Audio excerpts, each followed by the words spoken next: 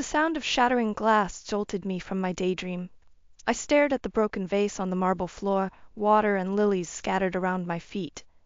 My hands trembled as I bent to clean up the mess, my mind racing with the conversation I'd overheard just moments ago. "Rodney, darling," I'd cooed into the phone earlier, "I was thinking we could have a nice dinner tonight. I'll make your favorite." "Not tonight, Jenna." He'd cut me off. His voice clipped. "I've got a late meeting. Don't wait up." I'd frowned, about to protest when I heard a woman's muffled laughter in the background. My blood ran cold as Rodney quickly ended the call. Now, as I swept up the broken pieces of porcelain, I couldn't shake the sinking feeling in my gut. After giving up my high-powered career to be the perfect wife Rodney wanted, was this how he repaid me? The doorbell rang, startling me from my spiraling thoughts. I wiped my hands on my apron and hurried to answer it. "Mom?" I blinked in surprise at the sight of my mother, Amelia, standing on the porch. She raised an eyebrow. "Well, aren't you going to invite me in?" I stepped aside, allowing her to sweep past me into the foyer. Her sharp eyes took in the shattered vase and my disheveled appearance. "What's wrong, Jenna?" she asked, her tone softening. "You look like you've seen a ghost." I hesitated, unsure how to voice my suspicions. It's Rodney," I finally managed. "I think he might be—" The words caught in my throat, but Mom's eyes narrowed in understanding. "Cheating?" she finished for me. I nodded, feeling tears prick at the corners of my eyes. Mom's lips thinned into a hard line. "That bastard," she muttered. "I never liked him, you know. Always thought he was too slick for his own good." "Mom," I protested weakly, "we don't know for sure." "Oh, please," she scoffed. "A woman knows these things, Jenna. You're not stupid. What did you hear?" I recounted the phone call, my suspicions growing with each word. Mom listened intently, her expression darkening. "Well," she said when I finished, "there's only one thing to do now." "What's that?" I asked, dreading her answer. "We catch him red-handed," she declared, a glint of determination in her eye. "No son-in-law of mine is going to make a fool of my daughter." I felt a flicker of hope at her words. "But how?" Mom's smile was positively wicked. "Leave that to me, dear. I didn't spend 40 years married to your father without learning a thing or two about men and their indiscretions." Just then my phone buzzed with a text from Rodney. "Working late again tonight. Don't wait up." I showed it to Mom, my heart sinking. She read it quickly, then looked up at me with fire in her eyes. "Perfect," she said. "We start tonight." As we began to plot, I felt a strange mix of excitement and dread. Was I really ready to uncover the truth about my marriage? And if Rodney was cheating, what would I do? The sound of a car pulling into the driveway interrupted our scheming. Mom and I exchanged a panicked look. "Rodney's home early," I whispered. Mom squeezed my hand. "Remember, act natural. We'll figure this out together." As the key turned in the lock, I took a deep breath and plastered on a smile. Whatever happened next, I knew one thing for certain. My life was about to change forever. I drummed my fingers on the steering wheel. My nerves frayed as I pulled into the parking lot of Hawkeye Investigations. The neon sign flickered ominously in the twilight, matching the churning in my stomach. "You're doing the right thing, Jenna," I muttered to myself, gathering the courage to step out of the car. The bell above the door jingled as I entered the dingy office. A grizzled man with a 5 o'clock shadow looked up from his desk, eyeing me warily. "Can I help you, ma'am?" I swallowed hard. I need to hire a private investigator." He gestured to the chair across from him. As I sat, he introduced himself as Frank Hawkins. "So what seems to be the problem?" he asked, leaning back in his creaky chair. I took a deep breath. "I think my husband is cheating on me." Frank's expression didn't change as he pulled out a notepad. "Tell me everything." As I recounted the suspicious phone calls, late nights at the office, and the woman's laughter I'd overheard, Frank jotted down notes. When I finished, he looked up at me with a grim expression. "I'll take the case, Mrs. Lane, but I have to warn you, you might not like what I find." I nodded, my throat tight. I need to know the truth. After discussing rates and logistics, I left the office feeling both relieved and terrified. As I drove home, my phone buzzed with a text from Rodney. "Great news! Found the perfect house. Can't wait to show you tomorrow." My heart sank. How could he be planning our future while potentially destroying our marriage? The next day, Rodney practically bounced with excitement as we pulled up to a charming two-story home in an up-and-coming neighborhood. "What do you think?" he asked, grinning like a schoolboy. I forced a smile. "It's lovely, dear." As we toured the house, Rodney rattled off its features: gleaming hardwood floors, a gourmet kitchen, a spacious master suite. But all I could think about was whether he planned to bring his mistress here. "We could start a family in this house," Rodney said softly, wrapping his arms around me from behind.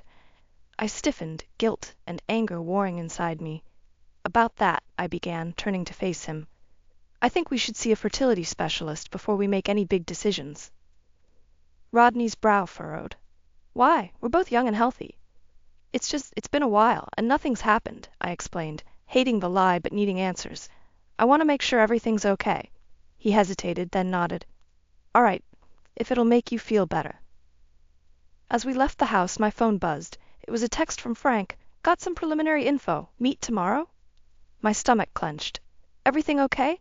Rodney asked, noticing my expression. I plastered on a smile. "Just Mom checking in. So about this house."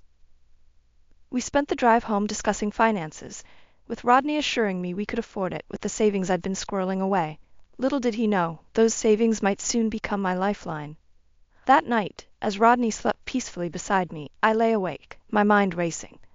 What would Frank's investigation reveal? And if Rodney was cheating, could I really go through with buying this house, knowing our marriage was built on lies? Just before dawn, I made a decision. I'd go through with the house purchase. It was a solid investment, affair or no affair. But I'd also start preparing for the worst. As the first rays of sunlight peeked through the curtains, I slipped out of bed and headed to the home office. It was time to dust off my old resume and see what opportunities might be out there for an ex-corporate powerhouse turned housewife. Whatever happened next, I'd be ready. Rodney Lane might think he held all the cards, but he was about to learn that his perfect little housewife had a few tricks up her sleeve. The sterile smell of the fertility clinic made my stomach churn as Rodney and I sat in uncomfortable silence, waiting for Dr. Patel to return with our test results. I glanced at Rodney, noticing the sheen of sweat on his forehead. Was it nerves about the results, or guilt over his suspected affair? "Mr. and Mrs. Lane?" Dr. Patel's voice startled us both. She entered, a somber expression on her face. My heart plummeted. "I'm afraid I have some difficult news," she began, her voice gentle.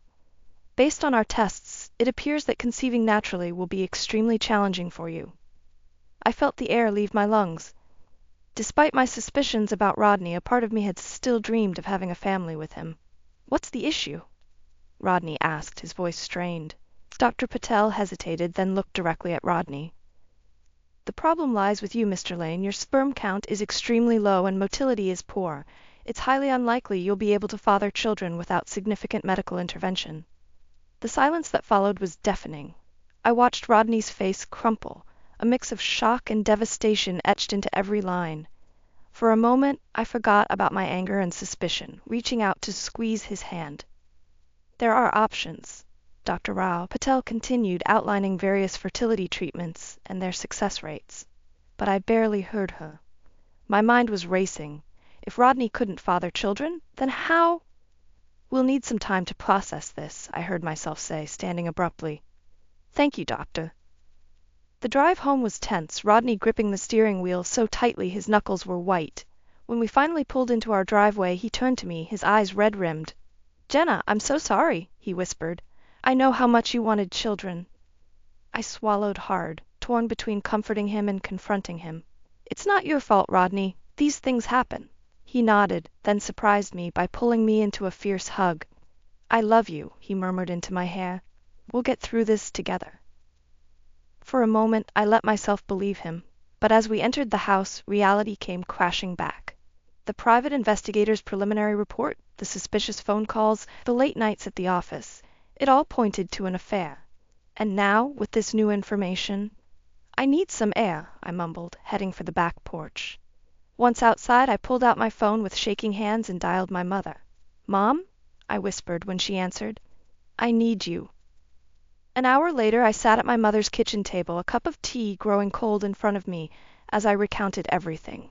The fertility clinic results, my suspicions about Rodney's affair, and the gnawing fear that had taken root in my gut. "Oh, sweetheart," Mom sighed, reaching across the table to squeeze my hand. "I'm so sorry you're going through this." "What do I do, Mom?" I asked, feeling lost. "If Rodney can't have children, and he's having an affair—" Mom's eyes narrowed. "You think this other woman might be pregnant?" The possibility hung in the air between us, heavy and suffocating. I nodded, unable to voice the fear aloud.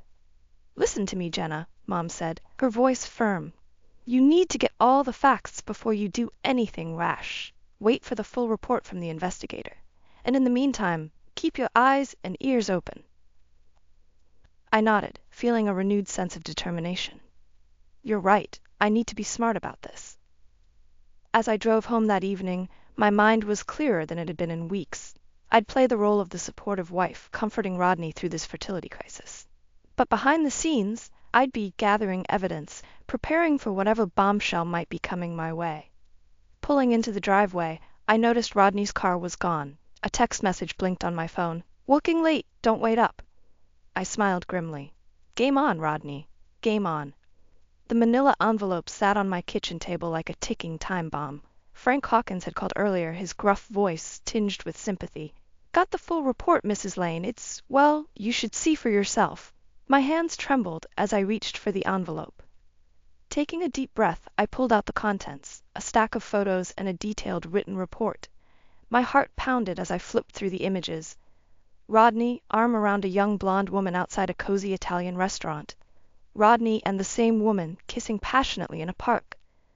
Rodney helping her into his car, his hand lingering on her lower back. I felt bile rise in my throat as I scanned the report. The woman's name was Carla Thompson, 28 years old, a junior executive at Rodney's company. They'd been meeting regularly for months, often during late nights at the office or business trips. The world spun around me as the full weight of Rodney's betrayal crashed down. I stumbled to the bathroom, barely making it before I emptied the contents of my stomach. As I rinsed my mouth, I caught sight of my reflection. Pale, shaken, eyes brimming with unshed tears.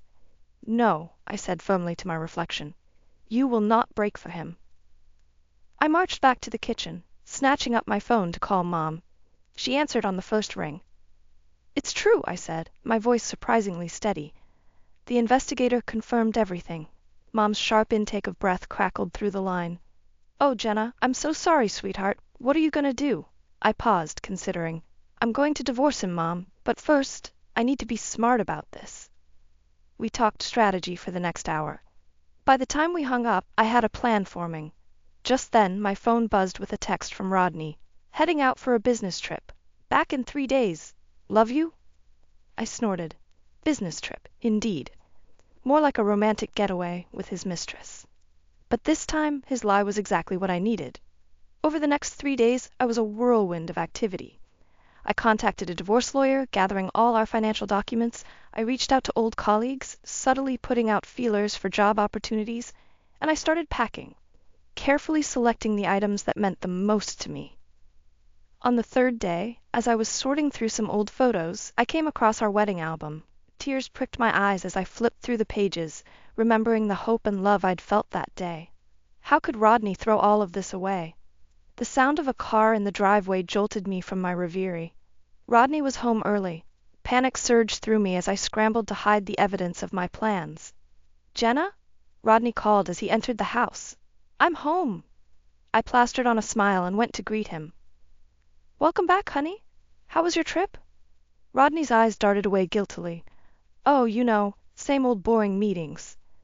As he rambled on about fictitious client dinners, I studied him. The man I'd loved, the man I'd given up my career for, he was a stranger to me now. "Actually, Rodney," I interrupted, my heart pounding. "We need to talk." He frowned, noticing my serious tone. "What's wrong?" A deep breath, steeling myself for the confrontation to come. "I know about Carla," I said quietly. Rodney's face drained of color. "Jenna, I can explain," but I held up a hand, silencing him. "Save it. I want a divorce." The words hung in the air between us, heavy with finality. As I watched shock and panic flicker across Rodney's face, I felt a strange sense of calm settle over me. The worst had happened, and I was still standing. Whatever came next, I was ready to face it head on. My hands shook as I smoothed down my blazer, staring at my reflection in the mirror. It had been years since I'd worn anything but comfortable housewife attire. The woman looking back at me was a stranger, determined, fierce, ready to reclaim her life. "You've got this, Jenna," I whispered to myself, grabbing my portfolio and heading out the door. The small accounting firm, Greenwood and Associates, was a far cry from my former corporate glory days. But it was a start. As I sat in the waiting room, my mind raced with a mixture of excitement and terror. Could I really do this? Jump back into the workforce after years of being a housewife? "Mrs. Lane?" A kind-faced woman appeared. "Mr. Greenwood will see you now." The interview was a blur of questions about my past experience, my skills, and the gap in my resume. I explained my situation as diplomatically as possible, leaving out the sordid details of Rodney's betrayal. "Well, Mrs. Lane," Mr. Greenwood said, leaning back in his chair, "your experience is impressive, but I'll be honest. That gap in your employment is concerning." My heart sank, but I refused to give up. "Mr. Greenwood, I understand your concern, but I can assure you my skills haven't diminished. In fact, managing a household budget and investments has only sharpened my financial acumen. Give me a chance, and I'll prove my worth." He studied me for a long moment, then nodded. "All right, Mrs. Lane, we'll start you on a probationary period. Welcome to the team." Relief and joy washed over me as I shook his hand. "Thank you, sir. You won't regret this." As I left the office, my phone buzzed. It was a text from Rodney. "Where are you? We need to talk about the divorce." Reality came crashing back. I had a job now, but I was still married to a cheater, still living in our shared home. It was time to make my final move. I drove home in a daze, my mind racing with plans. When I arrived, Rodney was waiting, his face a mask of false contrition. "Jenna, please," he began. "Can't we work this out? I made a mistake, but I love you." I held up a hand, silencing him. "Save it, Rodney. I'm done listening to your lies." His expression hardened. "Fine. If that's how you want to play it, we'll let the lawyers handle everything. But don't expect to get much in the settlement. You haven't worked in years, remember?" A small, satisfied smile played at my lips. "Actually, Rodney, I just got a job. And as for the settlement, I think you'll find I'm entitled to quite a bit." The color drained from his face. "What are you talking about?" "I'm talking about the savings I've been managing, the investments I've made. Oh, and let's not forget about our new house. I think I'll be keeping that." Rodney sputtered, his composure cracking. "You can't do this." "Watch me," I said, my voice steel. "Now, if you'll excuse me, I have some packing to do." I brushed past him, heading upstairs to our bedroom. As I pulled out my suitcases, a strange mix of emotions washed over me. Grief for the life I was leaving behind, excitement for the future ahead, and a burning desire for justice. My phone buzzed again. This time it was my mother. "How did it go, sweetheart?" I took a deep breath, looking around the room that had been my prison for so long. "It's done, Mom. I got the job and I'm leaving Rodney tonight." There was a pause, then Mom's voice came through, filled with pride and determination. "That's my girl. I'm on my way to help you pack. It's time to start your new life, Jenna." As I hung up, I caught sight of myself in the mirror again. This time, I recognized the woman staring back at me. Strong, resilient, ready to face whatever came next. Let Rodney have his affair. I had a whole new life waiting for me, and I was ready to seize it with both hands. The front door slammed open, jolting me from my packing. Rodney's voice boomed through the house. "Jenna, where are you?" I froze, my heart pounding. This wasn't how it was supposed to go. I was meant to be gone before he returned from his business trip. Steeling myself, I descended the stairs. The sight that greeted me in the living room knocked the wind out of me.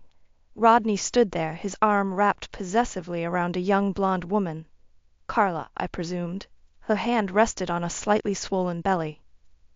"Well, well," Rodney sneered. "Looks like the little housewife is trying to run away."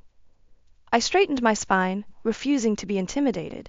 "I'm not running, Rodney. I'm leaving. There's a difference." Carla giggled, the sound grating on my nerves. "Oh, honey," she cooed. "Did you really think you could just walk away after everything Rodney's done for you?" Rage bubbled up inside me. "Everything he's done for me? You mean like cheating on me? Lying to me? Making me give up my career?" Rodney's face darkened. "That's enough, Jenna. We're here to settle this like adults. I want a divorce."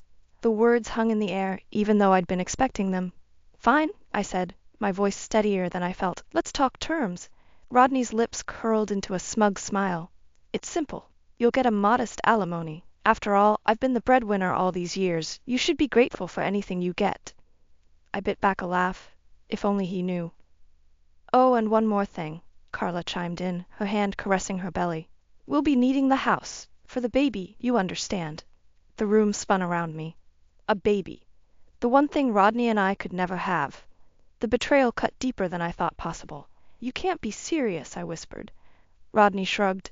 It is what it is, Jenna. Carla and I are starting a family. Well, you had your chance. Something inside me snapped. Years of pent-up frustration, anger, and hurt came pouring out. My chance? You mean the years I spent supporting you, managing our home, investing our money? The career I gave up because you insisted on having a traditional wife? And now you waltz in here with your pregnant mistress and expect me to just roll over?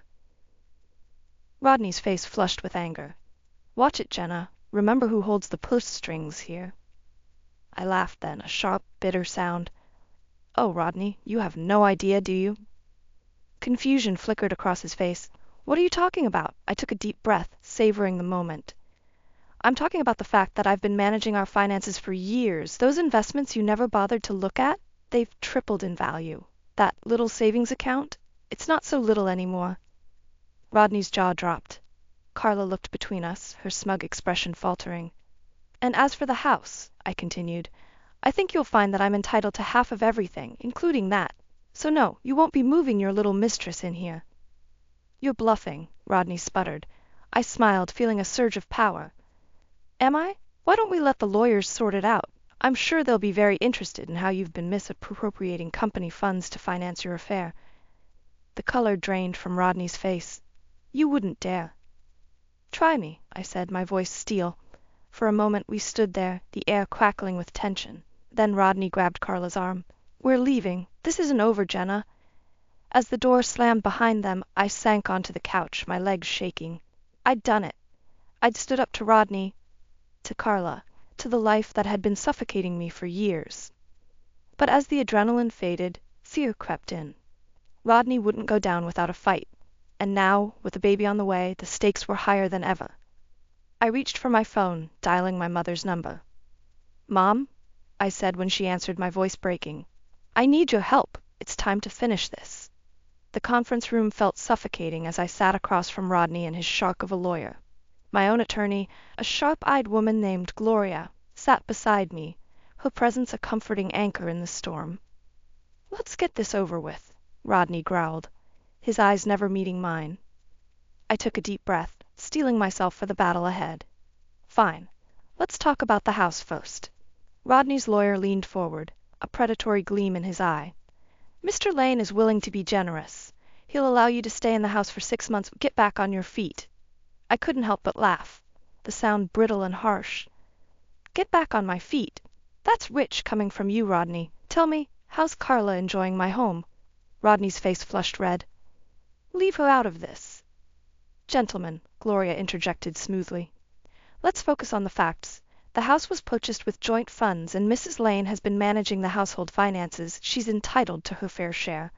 Rodney's lawyer scoffed. Fair share? She hasn't worked in years. What could she possibly contribute? I felt a surge of anger, but Gloria's hand on my arm kept me grounded. Actually, she said, sliding a folder across the table, Mrs. Lane has been quite busy. These are records of all the investments and savings she's managed over the years. The room fell silent as Rodney and his lawyer pored over the documents. I watched Rodney's face pale as he realized just how much I'd been doing behind the scenes. This can't be right, he stammered. Oh, it's right, I said, my voice steady. And there's more. I want the house, Rodney, not just for 6 months, for good. His head snapped up, eyes blazing. You can't be serious. What about Carla? The baby? The mention of their child sent a sharp pain through my heart. But I pushed it aside. Your infidelity and your new family are not my concern. I've spent years investing in our future, and I'm not walking away with nothing. Rodney's lawyer whispered urgently in his ear, but Rodney waved him off. He spat. Take the damn house, but don't think you're getting anything else. I exchanged a glance with Gloria, who nodded encouragingly. Actually, Rodney, there's one more thing. I want half of everything. including your company stocks. The color drained from Rodney's face. You can't touch those. They're in my name. Gloria cleared her throat. Actually, Mr. Lane, given the length of your marriage and Mrs. Lane's contributions to the household, she's entitled to an equitable distribution of all marital assets, including your stocks. Rodney leapt to his feet, his chair clattering to the floor. This is insane. I won't let you ruin me. I stood slowly, meeting his gaze. Ruin you? Like you ruined our marriage? Our future? Face it, Rodney. You underestimated me, and now you're paying the price. For a moment I thought he might lunge across the table at me, but then something in his eyes changed. The fight drained out of him, replaced by a cold, calculating look that sent chills down my spine. You want to play hardball, Jenna? Fine, but remember, I know things about you too, things that could make your life very difficult. My heart raced, but I refused to show fear. Is that a threat, Rodney? He smiled, a cool twist of his lips. Let's call it a promise. You push me too far, and I'll make sure you regret it. As Rodney stormed out of the room, his lawyer scrambling to follow, I sank back into my chair, suddenly exhausted. Gloria squeezed my shoulder reassuringly. You did well, Jenna. But this isn't over yet. Are you ready for what comes next? I closed my eyes, thinking of everything I'd been through, everything still to come. When I opened them again, I felt a new resolve stealing my spine. I'm ready, I said. Whatever Rodney throws at me, I can handle it. It's time to finish this, once and for all. The doorbell rang, its chime echoing through the empty house. I took a deep breath, smoothing down my blazer before opening the door. Rodney stood there, a shadow of the man I once loved, his face haggard and eyes bloodshot. Come to beg for the house back? I asked, my voice steadier than I felt. He pushed past me, stumbling into the foyer. You ruined me, Jenna. Are you happy now? I closed the door, turning to face him. Ruined you? What are you talking about? Rodney laughed bitterly. Don't play dumb. The company demoted me, sent me to some backwater regional office, all because of your little stunt with the divorce proceedings. A pang of guilt hit me, but I pushed it aside. I didn't do anything except stand up for myself, Rodney. Your choices led you here. He whirled on me, eyes blazing. My choices? What about yours? You were supposed to be a wife, not some corporate shark. The old Jenna might have flinched at his words, but not anymore. I was both, Rodney. I managed our home and our finances. I made smart investments while you were busy with your affair. Don't blame me for your failings. Rodney's face crumpled. How did you do it? How did you outsmart me? I sighed, suddenly feeling very tired. It wasn't about outsmarting you, Rodney. I just paid attention. I learned. I planned for our future while you planned for a different future, didn't you? He sank onto the stairs, head in his hands. What am I supposed to do now? Carla left me. The baby. It wasn't even mine. The revelation hit me like a punch to the gut. All this pain, all this betrayal, for a lie. I'm sorry, Rodney, but that's not my problem anymore. He looked up at me, eyes pleading. Can't we start over? I made a mistake, but we had something good once, didn't we? For a moment I saw a flicker of the man I'd married, but then I remembered the lies, the betrayal, the years of putting my dreams on hold. No, Rodney, we can't go back. It's time for both of us to move forward. I reached into my pocket, pulling out an envelope. Here, this is the profit from selling the house. Half of it is yours, as we agreed. Rodney stared at the envelope, then back at me. You sold the house? But I never wanted the house, Rodney. I wanted what it represented, our future, but that future is gone now. It's time for a new one. He took the envelope with trembling hands. What will you do now? I smiled, feeling a weight lift off my shoulders. I'm going to live, Rodney. I've got a new job, new goals. I'm going to be the woman I always wanted to be, not just someone's wife. Rodney stood slowly, looking around the empty house one last time. I really messed up, didn't I? We both did, I said softly, but it's not too late to start over, for either of us. As I watched Rodney walk out of the house, out of my life, for the last time I felt a mix of sadness and exhilaration. The past few months had been a whirlwind of pain, anger, and revelation, but standing there in the empty foyer of the house we once shared, I realized something profound. I was free. Free from the lies, the expectations, the stifling role I'd forced myself into. Free to be Jenna Lane, not just Mrs. Rodney Lane. My phone buzzed. A text from Mom. All packed and ready? You sure about this? I smiled, typing back a quick response. Absolutely. Time for a new adventure. As I locked the door behind me, I took one last look at the house. It had been the stage for so much drama, so much heartache. But it had also been the crucible that forged me into the woman I was now, stronger, wiser, and ready to take on the world. I climbed into my packed car, the open road stretching out before me. The future was uncertain, but for the first time in years, that uncertainty felt thrilling rather than terrifying. Goodbye, Rodney, I whispered, putting the car in drive. Hello, life. As I pulled away from the curb, I felt a surge of excitement. The road ahead might be bumpy, but I was ready for whatever came next. After all, I was Jenna Lane, survivor, fighter, and architect of my own destiny, and my story was just beginning.